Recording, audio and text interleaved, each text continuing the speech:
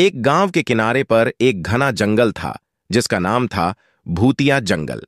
जंगल के अंदर का रास्ता इतना भयानक था कि सूरज की रोशनी भी वहां तक नहीं पहुंच पाती। गांव के लोग जंगल की कहानियों से डरते थे और जंगल की ओर जाने से बचते थे।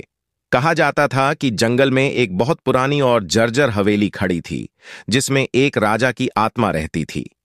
राजा अपनी मौत से कुछ ही दिन पहले आशीर्वाद प्राप्त करने के लिए उस हवेली में गया था, लेकिन वह वापस नहीं लौटा और उसकी आत्मा वहीं कैद हो गई।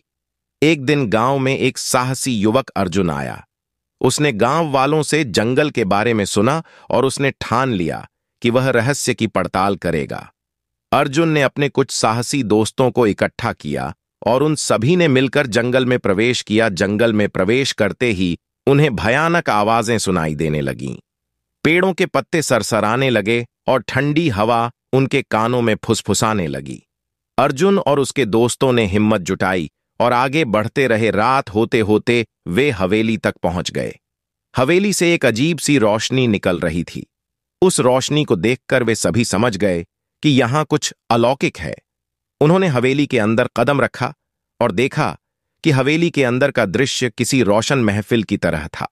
हवेली के मध्य भाग में एक बड़ा हॉल था जहां राजा की आत्मा को शांति पाने के लिए पूजा की जाती थी। अर्जुन ने देखा कि हॉल के बीच में एक पवित्र अग्नि जल रही थी और उसके चारों ओर अदृश्य ताकतें थीं।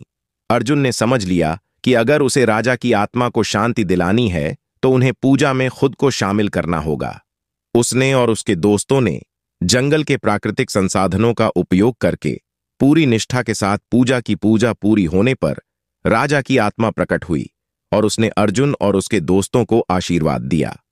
राजा की आत्मा मुक्त हुई और जैसे ही वह ऊपर आकाश की ओर बढ़ी, पूरे जंगल में एक अजीब सी शांति छा गई। गांव वाले जब ये दृश्य देखने के लिए जंगल की ओर दौड़े तो वे हैरान रह गए।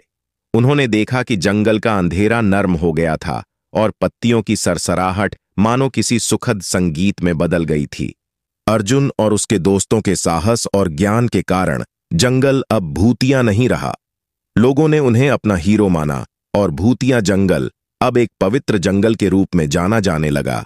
कहानी से ये सीखने को मिलता है कि साहस और सच्चाई की राह पर चलने वालों का मार्ग ईश्वर हमेशा प्रशस्त करते हैं।